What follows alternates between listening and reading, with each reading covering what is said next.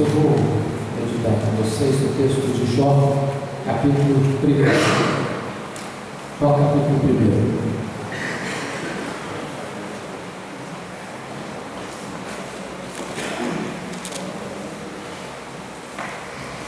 Nós vamos ler os versos 6 ao verso 12.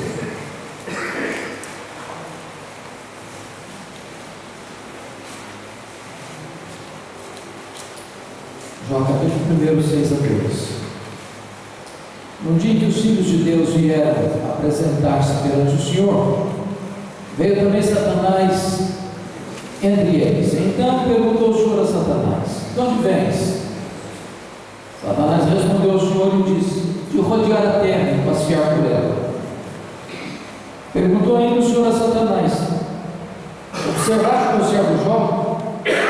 Porque ninguém é na terra semelhante a ele, homem íntegro e reto, temente a Deus e que se desvia do mal. Então respondeu Satanás ao Senhor: porventura Jó, debalde ou inutilmente, teme a Deus? Acaso não cercaste com sede a ele, a sua casa e a tudo quanto tem? A obra de suas mãos abençoaste, seus bens se multiplicaram na terra. Estende, porém, a tua mão e toca-lhe em tudo quanto tem, e verás se não blasfema contra ti na tua face. Disse o Senhor a Satanás: eis que tudo quanto ele tem está em teu poder, somente contra ele não estendas a tua mão. E Satanás saiu da presença do Senhor. Agora confira capítulo 2, versos 1 a 6. No dia que os filhos de Deus vieram apresentar-se perante o Senhor, veio também Satanás entre eles apresentar-se perante o Senhor. Então o Senhor disse a Satanás: de onde vens? Respondeu Satanás ao Senhor e disse: de rodear a terra e passear por ela. Perguntou o Senhor a Satanás: observaste o meu servo Jó? Porque ninguém é na terra semelhante a ele, homem íntegro e reto, temente a Deus, que se desvia do mal. Ele conserva a sua integridade, embora me incitasses contra ele para o consumir sem causa. Então Satanás respondeu ao Senhor: pele por pele, tudo quanto o homem tem dará pela sua vida. Estende, porém, a tua mão e toca-lhe nos ossos e na carne, e verás que não blasfema contra ti na tua face. Disse o Senhor a Satanás: eis que ele está em teu poder, mas poupa-lhe a vida. Então Satanás saiu da presença do Senhor e feriu Jó de tumores malignos, desde a planta do pé até o alto da cabeça. Eu queria conversar um pouquinho com vocês sobre o tema as teses de Satanás. Você está gravando? Vou colocar aqui. As teses de Satanás. Esse texto retrata esse episódio da reunião de Deus com seus filhos. E eu quero crer que são os anjos, muito provavelmente das regiões celestes. E a Bíblia não nos dá explicações, mas nos informa que Satanás apareceu por lá. E quem cutuca o assunto é Deus, perguntando para Satanás: de onde vens? Satanás responde: de rodear a terra e passear por ela. Satanás é uma espécie de turista inveterado. Ele está por aí, ele está de olho, ele está antenado, está procurando uma brecha, está procurando alguém para devorar. Está vivo e ativo no planeta Terra. E Deus cutuca outra vez perguntando assim: observaste o meu servo Jó? E Deus dá o currículo de Jó. Não tem ninguém na terra semelhante a ele. Em outras palavras, é o cara mais piedoso dessa geração. Homem íntegro. Íntegro é aquilo que você é com a porta do quarto trancada, sem ninguém ver. Homem reto. Reto é aquilo que você é em público, todo mundo vê. Temente a Deus, princípio da sabedoria. Se desvia do mal, deliberadamente santo. Satanás poderia ter respondido assim: bom, esse eu não conheço não. Eu ando meio ocupado, estou com outras prioridades por aí. Quem sabe um dia eu dou uma olhadinha nele. Mas não foi a resposta de Satanás. Satanás respondeu assim para Deus: também puderas.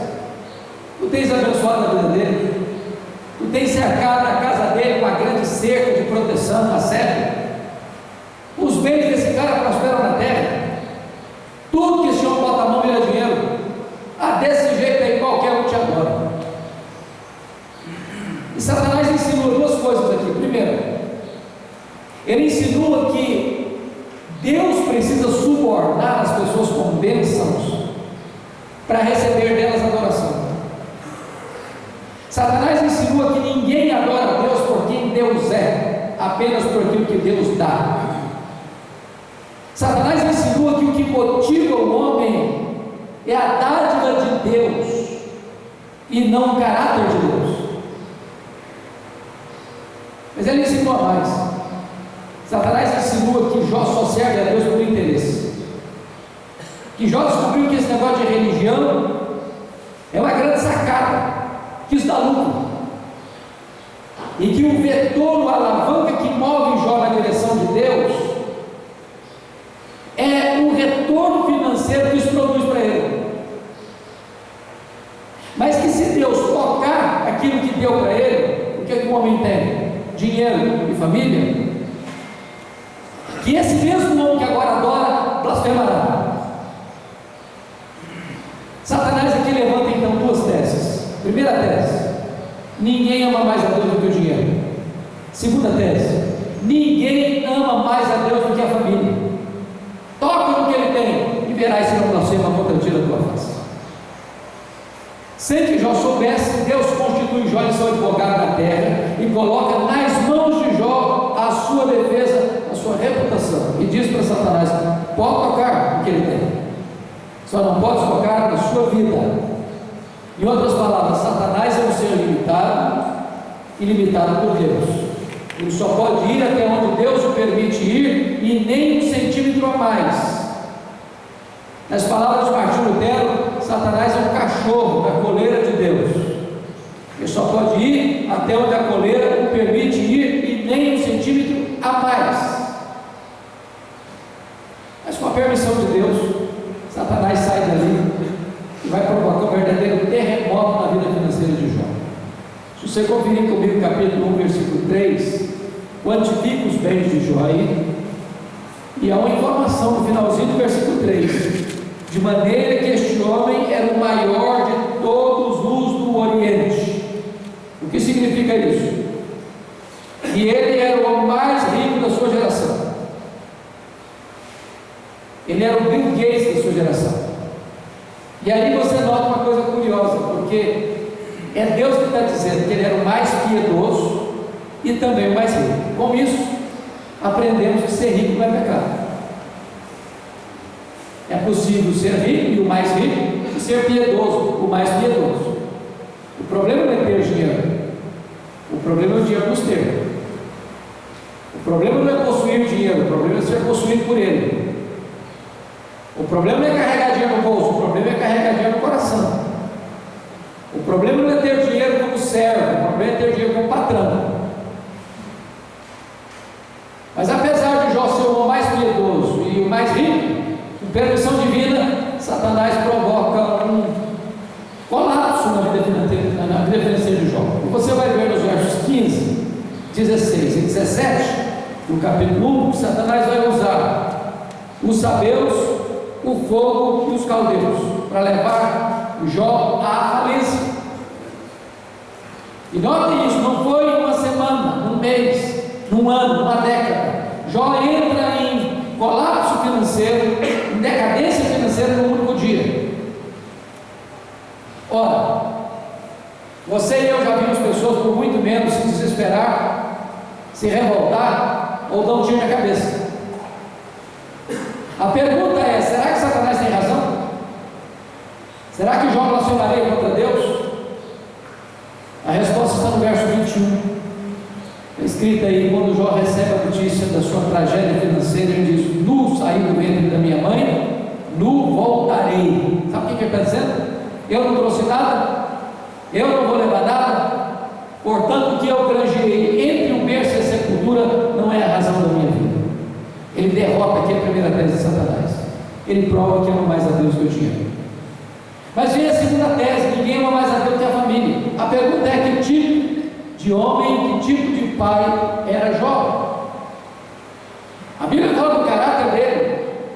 Não tem ninguém para ele. Homem íntegro, reto, temente a Deus, que se desvia do mal. Que tipo de pai era ele? Versículo 5 responde. Está escrito aí: E decorrido o turno de dias de seus banquetes, chamava Jó seus filhos e os santificava, levantava-se de madrugada e oferecia holocausto, segundo o número de todos eles, pois dizia: talvez tenham pecado os meus filhos e blasfemado contra Deus em seu coração, e assim o fazia Jó continuamente. Bom, acho que todos vocês concordam comigo nesse quesito. Os filhos não são naturalmente unidos, não são.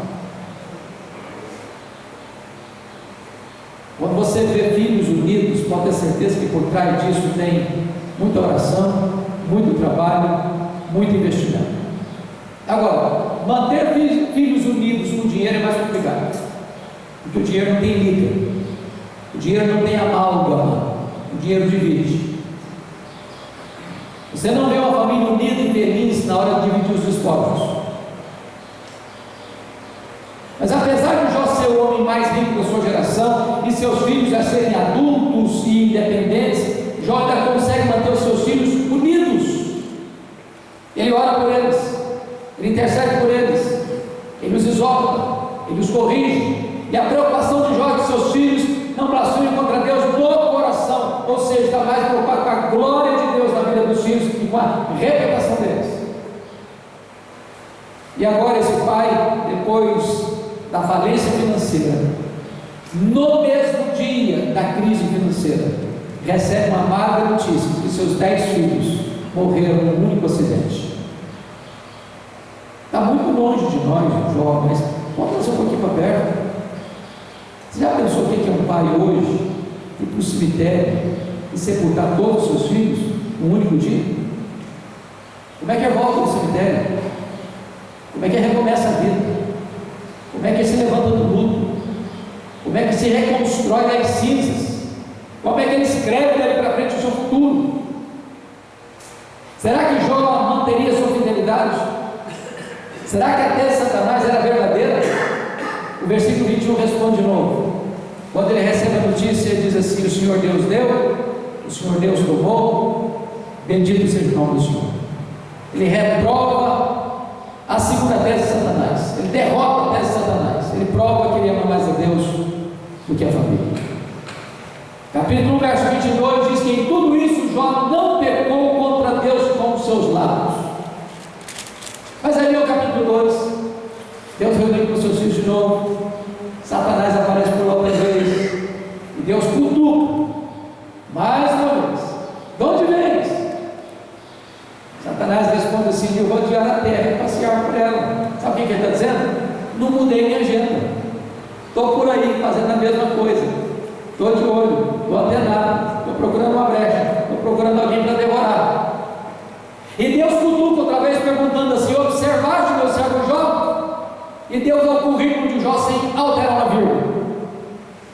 Não tem ninguém na terra semelhante a ele, homem íntegro, reto, temente a Deus, se dizia do mal. Ele ainda conserva a sua integridade, muito embora me incitasses contra ele, o destruir sem causa. Sabe o que Deus está dizendo para Satanás? Satanás, suas teses são falsas. Jó refutou-as, derrotou-as. Jó provou que me ama e que me serve não por aquilo que eu dou para ele, mas por quem eu sou. Ele me serve não pelas minhas dádivas, mas pelo meu caráter. Aí Satanás levanta a terceira tese: pele por pele, tudo que o homem tem dará pela sua vida. Toca-lhe nos ossos, toca-lhe na carne, e verás que blasfema contra ti na tua face. Terceira tese de Satanás é essa: ninguém ama mais a Deus do que a si mesmo. Sem que Jó soubesse, mais uma vez, Deus constitui Jó em seu advogado na terra e coloca nas mãos de Jó a sua reputação e diz para Satanás: pode tocar nos ossos dele, pode tocar na carne dele, só não pode tirar a vida dele. Satanás é um ser limitado e limitado por Deus. Aí Satanás sai da presença do Senhor e vai botar uma doença maligna em Jó, do alto da cabeça à planta dos pés. E eu fico imaginando essa cena. Depois que Jó está quebrado, depois que Jó está enlutado, ele começa a sentir talvez uma coceira no corpo, a pele vai ficando esbranquiçada, daqui a pouquinho manchas vermelhas no corpo inteiro, daqui a pouquinho essas manchas estão cheias de pus, bolhas, Daqui a pouquinho começa a arrebentar essas bolhas e o corpo dele tem uma ferida viva. A pele começa a necrosar e diz a Bíblia que ele pega um caco, talvez de telha, para raspar sua pele necrosada. E na leitura seguinte você vai perceber que outras bolhas vão se formando e Jó precisa morder essas bolhas cheias de pus para tentar aliviar sua dor. Ele não consegue comer, ele não consegue dormir, ele só consegue chorar, a dor não cessa, o seu corpo ficando encarquilhado, magro, magérrimo, macérrimo, de couro furado pelas costelas em ponta. Seu corpo vai ficando encharcado, mal cheiroso, ninguém suporta o mau cheiro, as pessoas passam, praguejam, cortam volta, todos o abandonam, todo mundo vai embora, ninguém fica por perto. A sua mulher revoltada contra Deus diz ainda para ele: ainda conservas a tua integridade, Jó? Amaldiçoa o teu Deus e morre.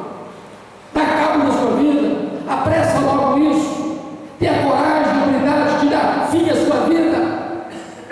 Deus devia ser servido no sofrimento. E Jó responde para ela com muita firmeza: fala, você está louca. Tendo nós recebido o bem de Deus, não receberíamos também o mal? Está no capítulo 2, versículo 10. Em tudo isso, Jó não pecou contra Deus com os seus lábios. Ele derrota a terceira tese de Satanás. Ele prova que ama mais a Deus do que a si mesmo. Mas aí vem o capítulo 2, versículo 11. E os amigos de Jó, ele faz Bildade, Zofar, tomam conhecimento que Jó está sofrendo muito, e eles vão fazer uma visita para ele, de cada um no seu lugar, na sua cidade, se encontram, de longe eles avistam Jó, não reconhece, será que é ele? Não, acho que não é ele mesmo. Quando eles percebem esse drama, eles jogam pó na cabeça, eles se aproximam, se assentam com Jó no chão, na terra, no pó, 7 dias, 7 noites, sem falar nada, porque viram que a dor de Jó era muito grande. E eu pergunto a vocês: esses homens eram amigos de Jó? Eram amigos de Jó? Certamente eram. Eu te pergunto, você já fez uma visita assim a alguém, alguma vez? Ficando 7 dias calado perto dessa pessoa? Você já recebeu uma visita assim nas horas mais amargas da sua vida? Qual é o problema desses homens? O problema desses homens é que num dado momento da vida eles começaram a, entre aspas, fazer teologia. Eles começaram a lucubrar, a filosofar. E eles imaginaram de uma maneira muito simplória, em questão de causa e efeito. Eles pensaram assim: todo efeito tem uma causa. Para Jó estar sofrendo, ele deve ter feito muita coisa errada. Tem coisa escondida aí que precisa vir à tona. Ninguém sofre sem causa. E eles não só pensaram, eles falaram. E não só falaram com Jó. E assacaram contra Jó os mais pesados libertos acusatórios. Chamaram Jó de ladrão, chamaram Jó de adúltero, chamaram Jó de louco, falaram para Jó que Deus tinha destruído e matado os filhos dele por causa da sua loucura, falaram para Jó que tinha se enriquecido, que tinha roubado os órfãos e as viúvas, e eles foram massacrando Jó, e eles foram passando um rolo com pressão em cima de Jó. E o que Jó fez? O que você e eu faríamos? Jó começa a perguntar para Deus: por que assim? Por quê? Por quê? Por quê? Ele fez 16 vezes essa mesma pergunta: por quê? Por quê? Por quê? Por que a minha dor não cessa? Por que eu perdi os meus filhos? Por que eu não morri no ventre da minha mãe? Por que eu não morri ao nascer? Por que os seios da minha mãe não estavam murchos de leite para eu morrer de fome? Por que o Senhor não me mata de uma vez? Ele fez para Deus 34 queixas. Sabe qual foi a resposta que ele recebeu de Deus às suas perguntas e às suas queixas? E tocar o silêncio. Nenhuma palavra, nenhuma explicação, nenhuma luz no fim do túnel, nenhum sinal do seu favor. E notem vocês que Jó está sendo golpeado nas 5 áreas que nós chamaríamos das mais vitais da vida. Por exemplo, ele é golpeado na sua vida financeira, ele vai à falência. Segundo, ele é golpeado na sua saúde. Terceiro, ele é golpeado no seu casamento. Quarto, ele é golpeado nos seus filhos. Quinto, ele é golpeado nas suas amizades. Ele perde os bens, ele enterra os filhos, ele perde a saúde, ele perde o apoio da mulher, ele perde o apoio dos amigos. Esse homem é um morto vivo, uma ferida aberta. Ele está 100% desamparado, no fundo de um poço. Eu só tenho uma direção para olhar nessa hora: é para cima, é para o alto, é para Deus. E é nesse momento que brota da alma dele um lampejo de esperança, e ele diz: eu só sei de uma coisa, é que o meu Redentor vive, e por fim eu o verei, revestido do meu corpo, da minha pele, eu o verei. Porque este Deus é o Deus que inspira canções de louvor nas noites escuras. Quando Jó entende isso e fala isso, de repente Deus rompe o silêncio, Deus começa a falar. O que é curioso é que quando Deus começa a falar, Deus não responde nenhuma das perguntas de Jó. Ao contrário, Deus faz para Jó 70 perguntas. 70. Jó tinha feito 16. Deus faz 70 para ele. Todas as perguntas retóricas, perguntas que Jó não podia responder. E Deus, como que abriu as cortinas dos céus e foi derramando sobre Jó catadupas do seu conhecimento, da sua majestade, em torrentes caudalosas, e perguntando para Jó assim: ô Jó, onde você estava quando eu lançava os fundamentos da terra? Ô Jó, onde você estava quando eu espalhava as estrelas do firmamento? Ô Jó, onde você estava quando eu cercava as águas do mar para as águas não invadirem a terra? Ô Jó, me explica aí, onde ficam os reservatórios do vento? Ô Jó, me explica aí a origem da neve. Me mostra, Jó, qual o percurso do vento? E Jó, diante da majestade, da grandeza de Deus, ele foi se encolhendo, e ele foi se encolhendo, e ele foi se encolhendo, para descobrir as 5 verdades mais revolucionárias na sua vida, que mudaram a sua história. Eu quero partilhar com vocês que verdades foram essas. Vá comigo para o capítulo 42, para nós entendermos isso.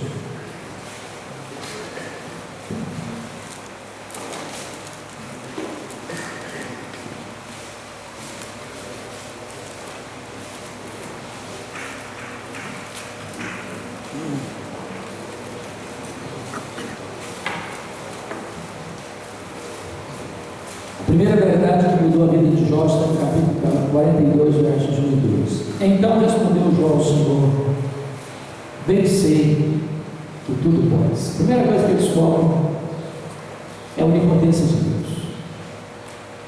Irmãos amados, deixa eu dizer uma coisa importante aqui. Você e eu temos impossibilidades intransponíveis. São fatos. Eu gosto muito de visitar as livrarias, sobretudo de aeroporto. Eu posso ir, eu chego, eu posso saber o que está sendo editado, que livro novo está saindo. E você sabe disso. Os livros que mais são publicados no Brasil e no mundo são os livros de autoajuda e os livros de como ficar rico. E os livros de autoajuda dizem para você o seguinte: você é forte, você tem a força, você tem o poder. Há poder nas suas palavras. Você fala e as coisas acontecem. Você é um gigante. Basta você fazer cócegas no seu interior e levantar-se daí um gigante. E a Bíblia me diz exatamente o contrário.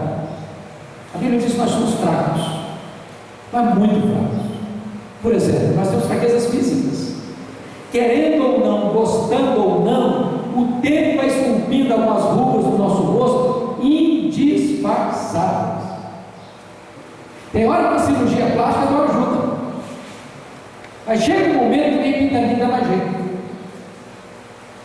As nossas pernas vão ficando bambas, os nossos joelhos trôpegos, as nossas mãos decaídas, os nossos olhos embaçados. E diz os estudiosos que cada fio de cabelo branco que brota na nossa cabeça é a morte nos chamando para um duelo. E eu acho que o exército é capaz de duelo.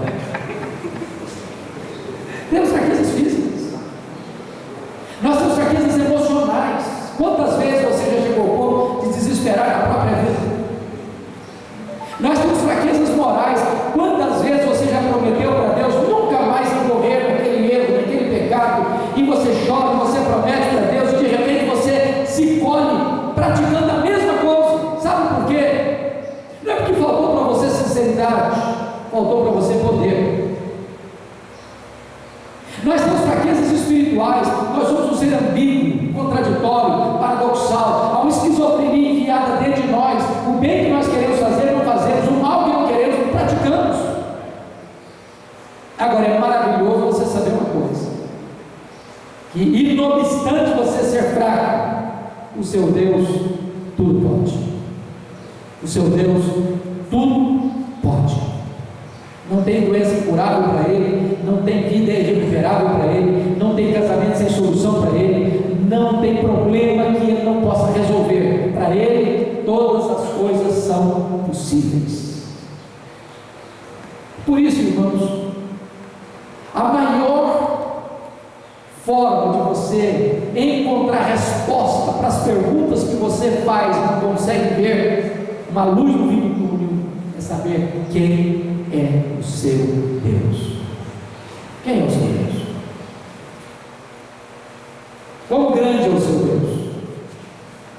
O profeta Isaías, para mim, faz uma das mais belas descrições da majestade de Deus no capítulo 40, quando ele diz assim: meu Deus é aquele que mede as águas na concha da sua mão.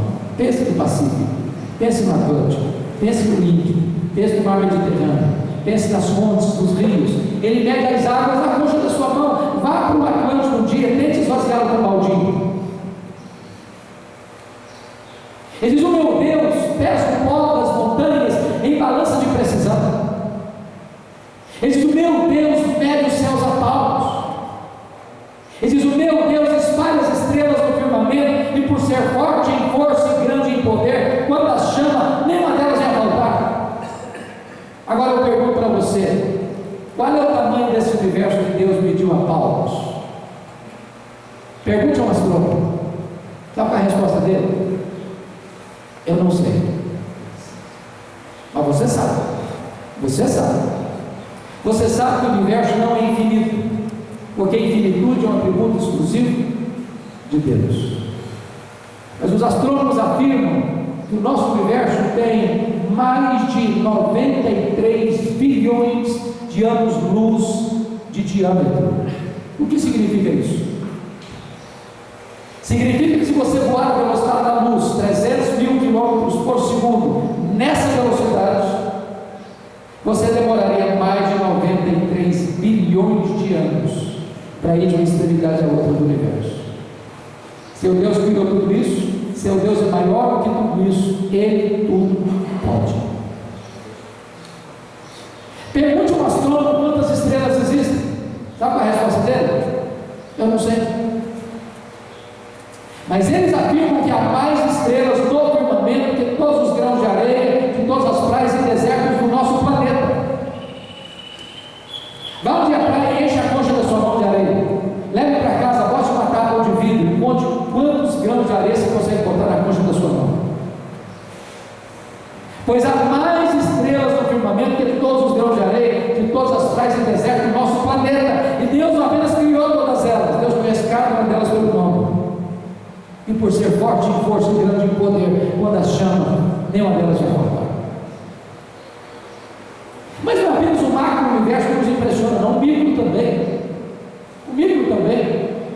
Se você chegar ali fora e pegar uma das folhas, por mais terras que sejam, uma folhinha daquela é tão complexa ou mais complexa do que a cidade de Brasília, do que a cidade de Goiânia.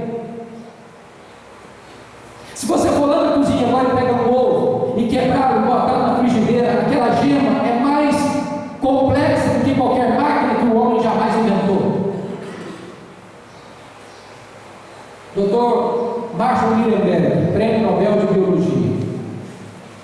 das mais fantásticas descobertas do século passado, uma das mais revolucionárias, na verdade.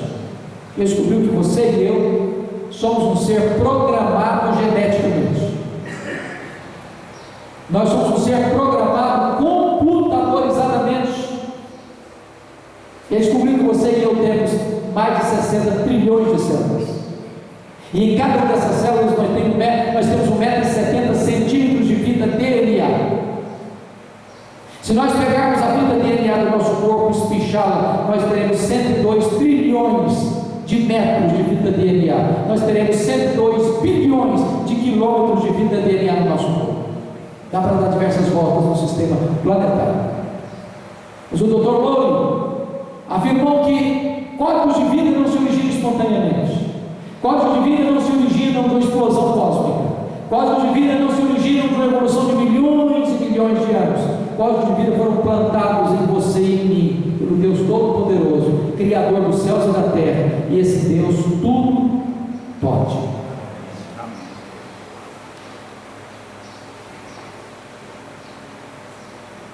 A W. Tozer foi um escritor muito conhecido no século passado e ainda hoje nós temos os livros dele. A W. Tozer levantou a voz no século passado para dizer que o maior problema da igreja evangélica no mundo é que ela passa a maior parte do tempo tomando o seu próprio pulso, olhando para o seu próprio umbigo. E ele disse: a maior necessidade da igreja é conhecer a Deus.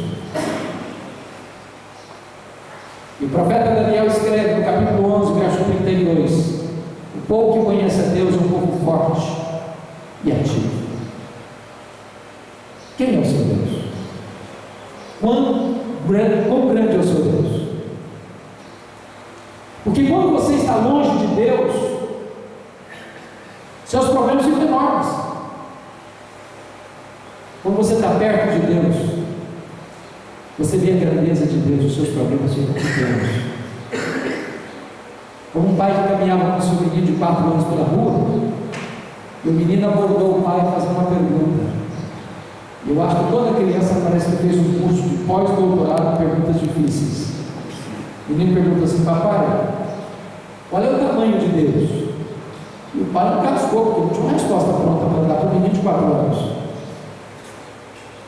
Ficou caminhando silenciosamente. Daqui a pouquinho ele escuta o barulho das alturas excelsas, das turbinas de um avião supersônico, e diz: filho, olha para cima. Você está vendo aquele avião, filho? Ele olhou: estou vendo, papai, estou vendo. Qual é o tamanho daquele avião, meu filho? O menino disse: ah, papai, muito pequeno, muito pequeno. O pai entendeu. Pegou o menino pelo braço, levou no aeroporto. Tinha um jumbão estacionado no parque, mais de 400 passageiros. O pai chegou e disse: você está vendo esse avião aí, filho? Ô, papai, estou vendo. Qual o tamanho desse avião, meu filho? O menino respondeu: grande, papai, muito grande. Aí o pai disse: filho, Deus é do mesmo jeito. Quando você está longe de Deus, meu filho, Deus parece pequeno para você. Seus problemas ficam enormes. Quando você está perto de Deus, meu filho, Deus é grande. Seus problemas ficam pequenos. O povo que conhece a Deus é um povo forte e ativo. Bem sei que tudo podes. Os gregos lá no passado diziam assim: homem, conhece-te a ti mesmo. Os gregos eram bons filósofos, mas péssimos teólogos. Porque na verdade, o homem não consegue conhecer a si mesmo sem antes conhecer a Deus. Alex Carrel escreveu um livro famoso chamado O Homem Esse Desconhecido. Aurélio Agostinho, lá no quinto século, diz o seguinte: o homem só sabe que ele é homem quando primeiro ele sabe que Deus é Deus. É por isso que os reformadores, os teólogos, nunca começaram a exposição da dogmática cristã pela antropologia, sempre começaram com Deus, porque só quando o homem sabe que Deus é Deus, ele sabe que o homem é homem. Notem isso. Não mudou nada na circunstância da vida de Joaína. O que mudou foi o conceito, foi a percepção. É saber que, apesar de eu estar enfrentando uma luta muito grande, o meu Deus tudo pode. segunda coisa que mudou a vida de Jó, confira comigo, é no verso 2. E nenhum dos teus planos pode ser frustrado. Jó compreende aqui, queridos, a soberania dos propósitos divinos. Ele entende uma coisa: Deus não lida com improviso, Deus não lida com acaso, Deus não lida com sorte, Deus não lida com azar. Deus tem um plano perfeito, vitorioso, eterno, que nada nem ninguém pode alterar esse plano. Isso é magnífico. Dá descanso para o seu coração. Você não é uma palha solta, jogada pelo vento.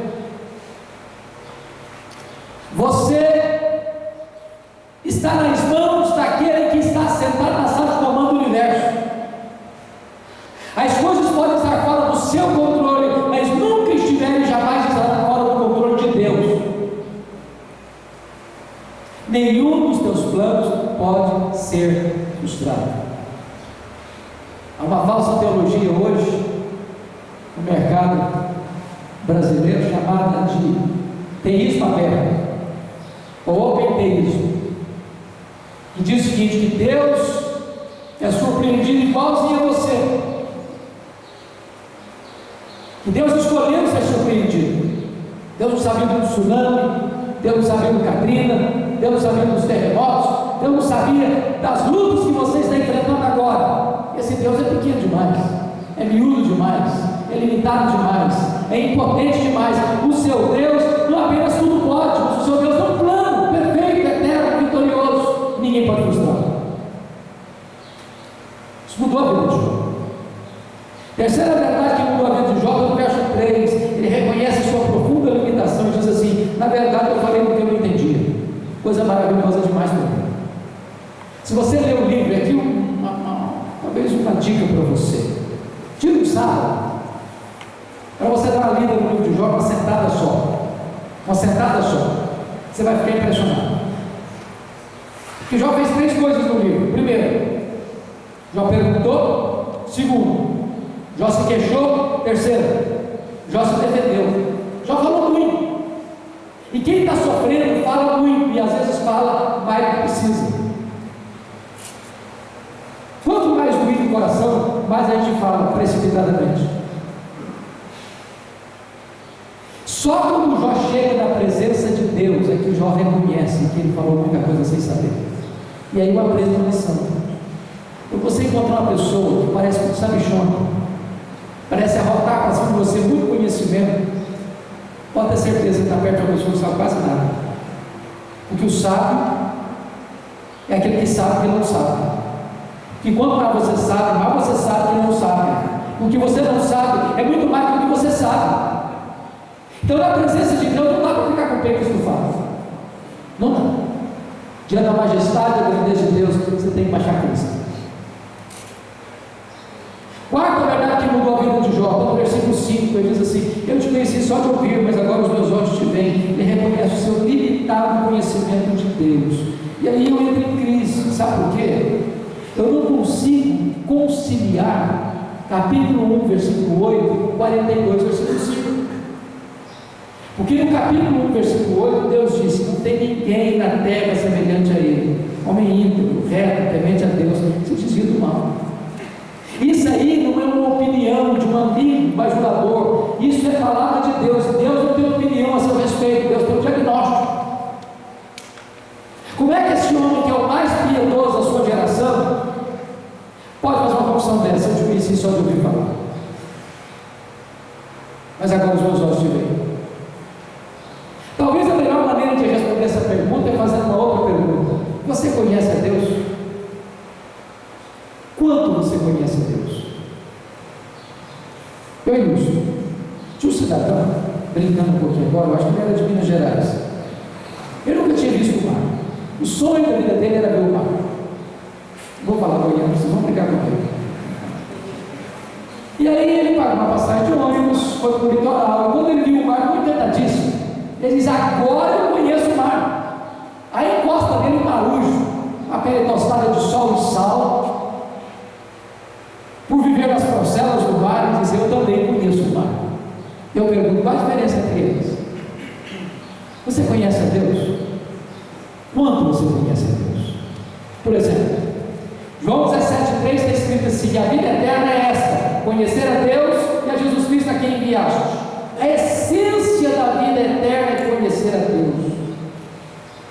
Em outras palavras, você sabe o que você vai estar fazendo no céu depois que você tiver 1000 anos lá na glória? Você vai estar conhecendo a Deus. Sabe o que você vai estar fazendo no céu depois que você tiver 1 bilhão de anos no céu? Você vai estar conhecendo a Deus. Nem toda a eternidade será suficiente para você esgotar o conhecimento de Deus, porque Deus é inesgotável em seu ser.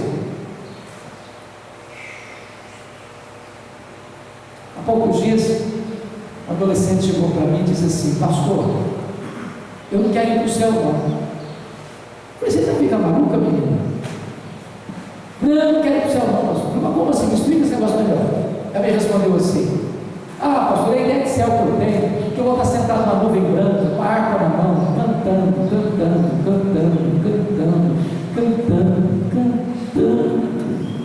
Vai ter hora que eu vou cansar desse troço, eu quero coisa melhor para a minha vida. Deixa eu dizer uma coisa para você: o céu vai ser extremamente dinâmico. Para quem não gosta de trabalhar, vai ter que encrencar lá, porque vão trabalhar lá, né? Os seus servos o servirão. Agora pense comigo nessa história aqui. Acho que foi Albert Einstein que disse isso: que nesse corpo nosso, que fica fraco, que fica cansado, que fica doente, que fica caquético, e nós fazemos coisas tão lindas e extraordinárias, nós não usamos sequer 10% da nossa capacidade. Agora pense comigo num corpo imortal, incorruptível, poderoso, glorioso, espiritual, celestial, semelhante ao corpo da glória de Cristo, 100% turbinado pela glória, o que nós não vamos poder fazer? Já pensou nisso? Por exemplo, Jesus, quando ressuscitou dentre os mortos, com o corpo de glória, ele entrava numa casa fechada sem abrir a porta. Quando Jesus ressuscitou no seu corpo de glória, ele saía de Jerusalém, aparecia lá na Galileia, mais de 100 quilômetros, sem precisar percorrer o trecho. Jesus, no seu corpo de glória, foi assunto aos céus, entre nuvens. E eu pergunto: com que velocidade Jesus voltou para o céu? Velocidade da luz? 300 mil quilômetros por segundo? Se ele voltou na velocidade da luz, 300 mil quilômetros por segundo, depois de 2000 anos, ele estava ali na esquina ainda. Eu pergunto a você: com que velocidade um anjo veio do céu à terra? Quando Jesus estava no Getsemane, Pedro pegou a espada. Jesus: bota a espada na bainha aí, Pedro, que se eu precisasse desse tipo de ajuda, eu rogaria ao Pai, e ele me mandaria mais de 12 legiões de anjos. Quantos são 12 legiões de anjos? 72 mil anjos. Com que velocidade eles viriam do céu à terra? No instalar de Deus? O que significa isso? Nós vamos ser como os anjos, não no sentido de que nós não vamos ter um corpo, mas vamos viver na mesma dimensão. Significa que as mesmas leis que nos governam hoje em tempo e de espaço não estarão mais nos governando. Nós vamos habitar, reinar e servir a Deus nos novos céus e na nova terra. Nos deleitar em Deus, nós vamos amar a Deus, nós vamos servir a Deus, nós vamos glorificar a Deus, nós vamos conhecer a Deus, e por toda a eternidade nós vamos fazer isso, e nunca vamos chegar ao fim e agora acabou, não tem mais nada para conhecer, porque Deus é inesgotável em seu ser. Aí eu entendo, Jó, eu te conheci só de ouvir, só estou arranhando a superfície. Aí a ordem do profeta vale para nós também: conheçamos e prossigamos em conhecer o Senhor. Quando você conhece a Deus, a sua vida muda. Mas a última verdade que muda a vida de Jó é o verso 6: por isso me abomino e me arrependo no pó e na cinza. E você pergunta de novo: não estou entendendo. Que você espera uma profissão dessa de quem? De um ladrão? De um adúltero? De um assassino? De um corrupto? Mas você espera uma profissão dessa do homem mais piedoso do mundo? Eu me abomino? Eu me arrependo no pó e na cinza?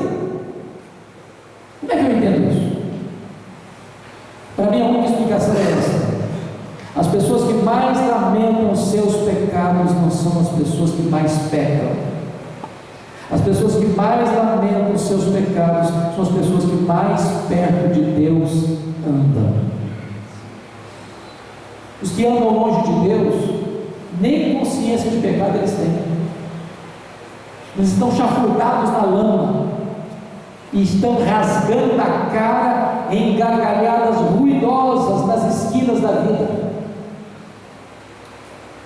Há poucos dias eu vi uma cena chocante na televisão. Um camarada que recebeu R$3.000, matador de aluguel, botou R$3.000 no bolso para matar um cara que ele nunca tinha visto, que nunca tinha falado mal dele, que nunca tinha feito mal para ele, e ele foi lá diante das câmeras, eu não sabia que tinha câmera ligada na rua, e ele descarregou o revólver, matou-se também.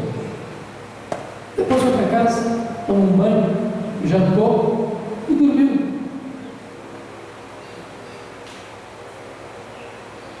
Quem anda longe de Deus nem culpa sente. Mas é impossível você estar na presença do Deus que é santo, santo, santo, sem dizer como Isaías: ai de mim, Senhor, eu estou perdido. Porque na presença desse Deus, até o serafim cobre o rosto.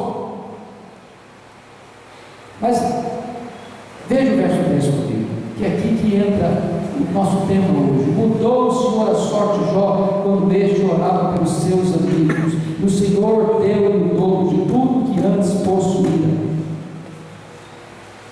Deixa eu fazer uma perguntinha para vocês.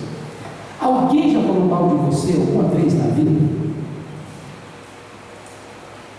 Porque se você nunca ninguém falou mal de você, eu não sei se você é filho de Adão.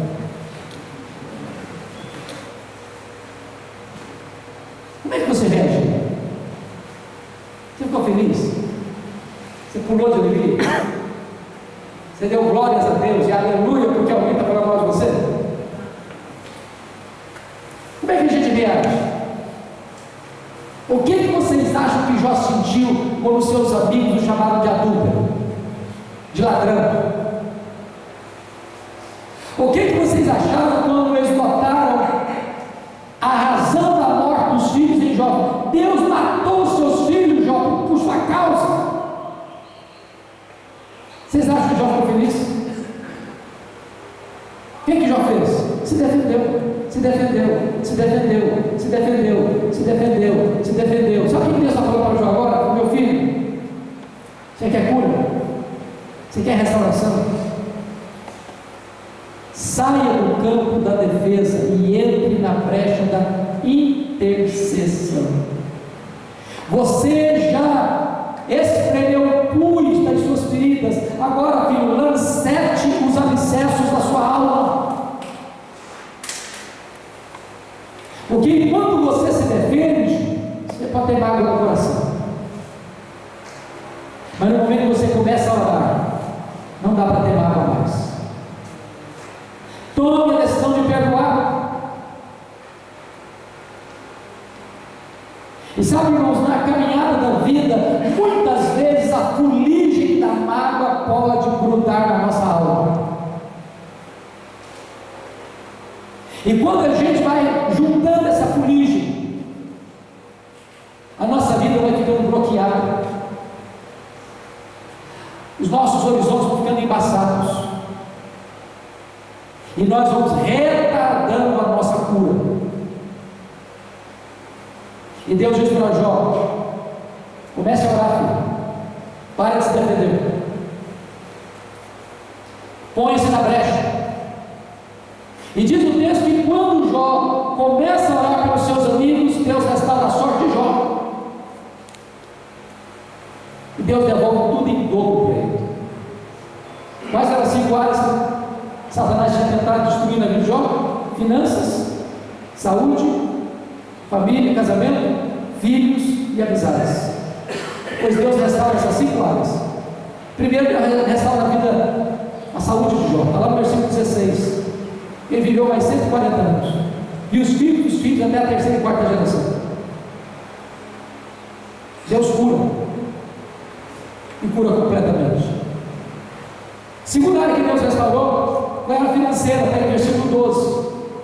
Se você comparar capítulo 1, versículo 3, com 42, versículo 12, você vai notar que Deus restaurou em dobro, literalmente em dobro. Se ele já era mais rico lá, agora ele é duplamente mais rico aqui. Deus é o Deus da restituição. Terceira área que Deus restaurou, as amizades, no versículo 8. E eu acho aqui magnífico, porque o amigo de Jó teve que ir lá em Jó para orar por ele, para Deus atender. Vejam o que Deus está fazendo. Deus está honrando Jó. Eles massacraram Jó. Aí eles não, vocês vão ter que ir lá no Jó para orar por vocês. Vocês falaram mal de Jó, mas quem é mais justo nessa história é o próprio Jó. Vocês foram infiéis, vocês foram injustos, vocês falaram de mim que não era correto. Vocês vão ter que ir lá no Jó para orar por vocês. E quando Jó ora pelos amigos, Deus cura Jó, Deus cura os amigos pelos quais Jó ora. Porque a oração tem dupla finalidade. Ora quem ora, cura quem ora, e cura as pessoas por quem você ora. Quarta área que Deus restaurou: casamento. E eu fico aqui pensando nessa cena.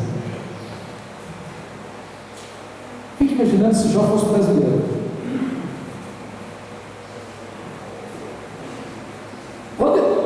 Quando ele estava numa magrela, a mulher dele chegou para ele e falou: cara, morre logo, cara. Não, Zé, morre. Apressa logo esse negócio aí. Sua vida não vai mais nada, não, morre. Quando Jó mais precisar de ajuda, ela pediu que Jó morresse. Agora Jó está com saúde, cheio da grana, no topo da pirâmide. Eu podia olhar para ele e falar: você queria que eu morresse, né? Agora estou louco.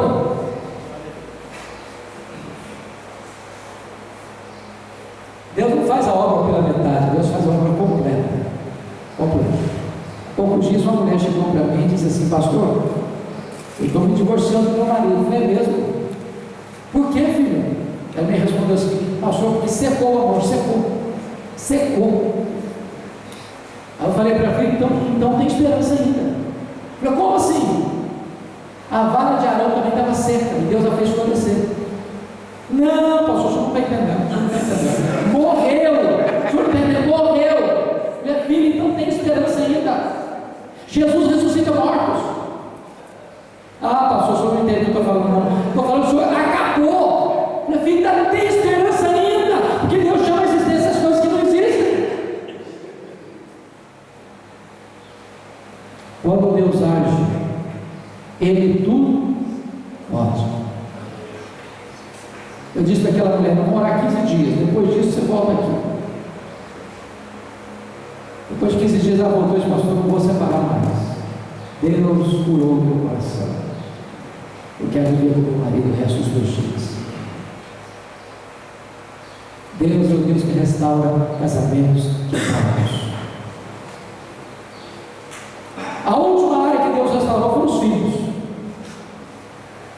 Capítulo 1, versículo 2 diz que Jó tinha 7 filhos e 3 filhas.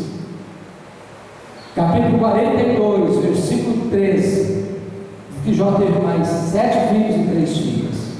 E você pode fazer uma pergunta: então não foi tudo em dobro? E se era tudo em dobro, você tinha 10 anos, você devia ter 20 agora. Como é que eu vou entender isso? Quando morre uma ovelha, você perde uma ovelha. Mas quando morre um filho, você não perde um filho. Quando o pai voltava do cemitério, depois de enterrar o seu filho, um amigo se aproxima dele e disse: meus sentimentos, o senhor perdeu o seu filho. O pai disse: não, eu não perdi meu filho. Não perdi meu filho. Você perde alguém, você não sabe onde está. Eu sei onde está meu filho, eu sei com quem está meu filho. Meu filho está no céu, meu filho está com Jesus. Eu não perdi meu filho. Jó tem agora 10 filhos na terra, Jó tem agora 10 filhos no céu. Deus restaurou completamente. Sabe o que Satanás queria? Colocar Jó contra Deus, longe de Deus. Sabe o que ele conseguiu? Colocar Jó mais perto de Deus. Sabe por quê? Os planos de Deus não podem ser frustrados. Mas eu termino aqui dizendo o seguinte: Deus restaura mas Deus não explica. Deus não explica. O livro termina e ninguém quer saber por que Jó sofreu. Todo mundo no engenho estava errado. Satanás estava errado com suas teses. A mulher de Jó estava errada, porque achou que Deus não era digno de ser servido no sofrimento. Os amigos de Jó estavam errados, porque achavam que Jó sofreu por um pecado cometido. Jó estava errado, porque levantou aos céus 34 queixas contra Deus. Deus restaurou, mas Deus não explicou. E o que eu posso dizer para você é que sempre Deus restaura, mas nem sempre Deus explica. É por isso que algumas pessoas chegam e dizem: eu vou chegar lá no céu com um estilo de perguntas, eu vou querer saber muita coisa. Não vai ser preciso, porque o céu é algo explicativo. As nossas perguntas não farão sentido mais lá. No primeiro minuto que nós entrarmos na glória, as nossas dúvidas se dissiparão, porque a nossa leve e momentânea tribulação produzirá para nós lá eterno peso de glória acima de toda comparação. Nós estaremos com Ele, reinando com Ele, conhecendo, amando, servindo, glorificando, usufruindo, fluindo e vivendo a vida plena, para sempre e sempre e sempre. Se nós temos este tão grande Deus, que implicações tem isso? Eu não posso viver uma vida relaxada. Eu não posso viver uma vida medíocre. Eu tenho que viver uma vida maiúscula, superativa, abundante, plena, conhecendo a Deus e tornando Deus conhecido. Que Deus nos ajude. Amém.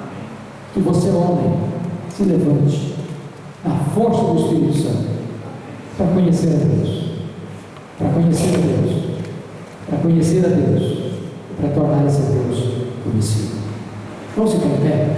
Vamos orar.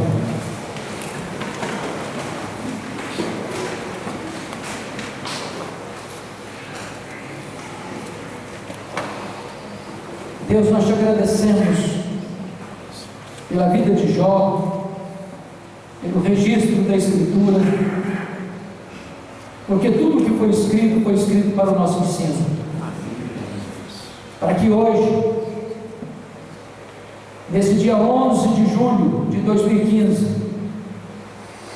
nós pudéssemos ser encorajados, fortalecidos na fé e desafiados a te conhecermos, a nos humilharmos debaixo da tua poderosa mão, sabendo que tu és o Deus da nossa vida, o Deus da nossa história, o Deus da nossa restauração.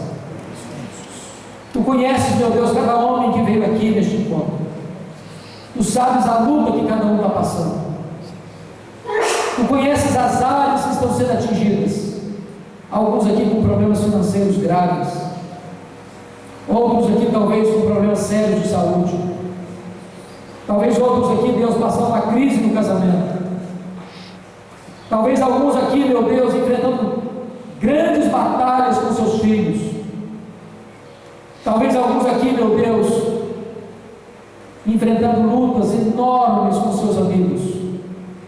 Eu te peço em nome de Jesus que nesta tarde tu visites cada coração, que este encontro seja um encontro da tua visitação ao nosso coração, um momento de restauração para a nossa vida, onde vamos ver os sinais do teu favor na nossa história.